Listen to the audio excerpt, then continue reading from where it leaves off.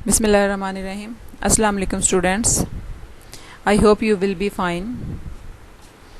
Today is the last lecture of our chapter number 6, which is A Man Who Was a Hospital, written by Jerome K. Jerome.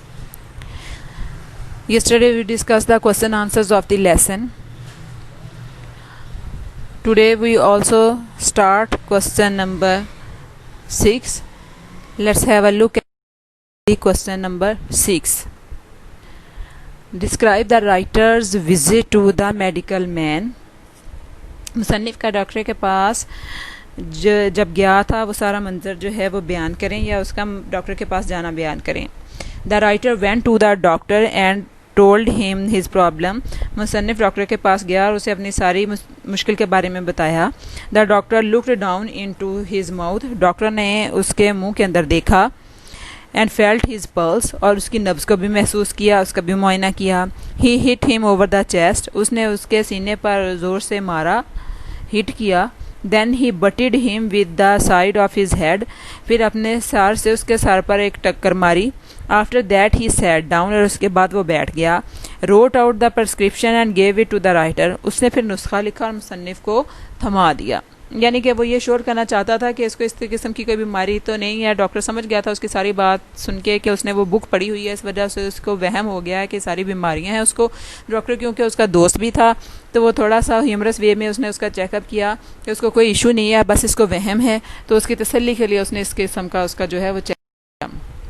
Question number 7 है, the writer thought he was doing the doctor a good turn by going to him. Why, मुसन्निफ़ ने सोचा कि वो doctor के पास जाकर इस पर एहसान कर रहा है, उसने ऐसा क्यों समझा। The writer thought himself to be a patient of diseases. मुसन्निफ़ ने खुद को तमाम बीमारियों का मरीज समझा। The main objective of doctor is to get practice, doctor का अहम मकसद प्रैक्टिस का हसूल होता है। He thought that the doctor would get more practice out of him than out of 1700 of ordinary patient. इसने सोचा कि डॉक्टर इससे 1700 मामूल के मरीजों से ज़्यादा प्रैक्टिस हासिल करेगा। Therefore, इसीलिए he was doing the doctor's favor, वो डॉक्टर पर एहसान कर रहा था। यानी कि उसको लग रहा था, ये पीछे भी क्वेश्चन हमने पढ़ा है कि उसको लग रहा था कि वो सारी बीमारियां तो उसमें हैं, बजाय एक एक बंदे को वो जाके चेक करें, सारी की सारी बीमारियों का बंदा आपके पास है, उसमें आप चेक करें और अपने एक्सपेरिमेंट्स करें। तो इसलिए बेचारा समझ रहा था कि उसने एहसान किया है। क्वेश्चन नंबर 8 है हमारे पास, what was the prescription given to him by the doctor. Doctor की तरफ से दिया जाने वाला जो प्रिस्क्रिप्शन था, जो दवाई का नुस्खा था, वो क्या था। द प्रिस्क्रिप्शन रेड, प्रिस्क्रिप्शन पर दर्ज था 1 पाउंड बीफ स्टेक, 1 पाउंड बड़ा गोश्त, एवरी 6 आवर्स, हर 6 घंटे के बाद। 10 माइल्स वॉक एवरी मॉर्निंग, हर सुबह 10 मील की लंबी सैर। Bed at 11 sharp every night, हर रात 11 बजे सोना। And don't stuff your head with the things you don't understand, और अपनी दिमाग को ऐसी चीज़ों में मत खपाओ जिनके मुतालिक तुम नहीं जानते। मतलब ये उसने उसके लिए कोई दवाई नहीं लिखी थी, उसने उसके वहम का इलाज लिखा था कि सैर करे और अपने आप को बिज़ी रखे।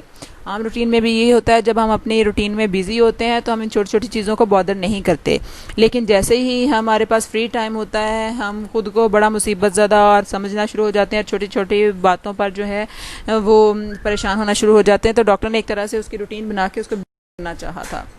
क्वेश्चन नंबर 9 है, describe the writer's visit to the chemist.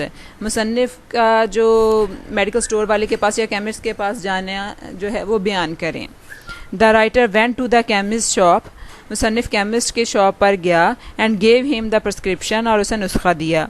The man read it and return it to the writer, उस मेडिकल स्टोर वाले ने उसे पढ़ा और उसको मुसन्निफ़ को वापस कर दिया।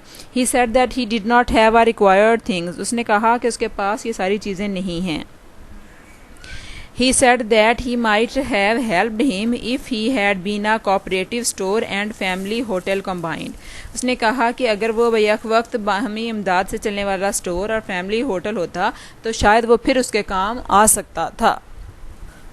ठीक है, तो हमारा क्वेश्चन नंबर 9 हो गया है। अब क्वेश्चन नंबर 10 है, what is the significance of doctors advice. Doctor की नसीहत की क्या अहमियत है। Don't stuff your head with the things you don't understand, कि ऐसी चीज़ों में दिमाग मत खपाएं जिनको आप नहीं समझते हैं। It is an important advice, ये एक अहम मशवरा या नसीहत है। It means that we should not bother our self with the things we do not understand. इसका मतलब है कि हमें ऐसी चीज़ों के बारे में परेशान नहीं होना चाहिए जिनके बारे में हम समझते नहीं हैं।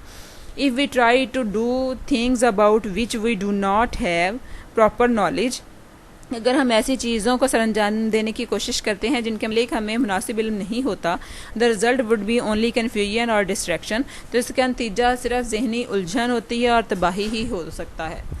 ठीक है, तो ये हमारा आज का लेसन था जो कंप्लीट हुआ। अगले लेक्चर तक के लिए अल्लाह हाफिज़।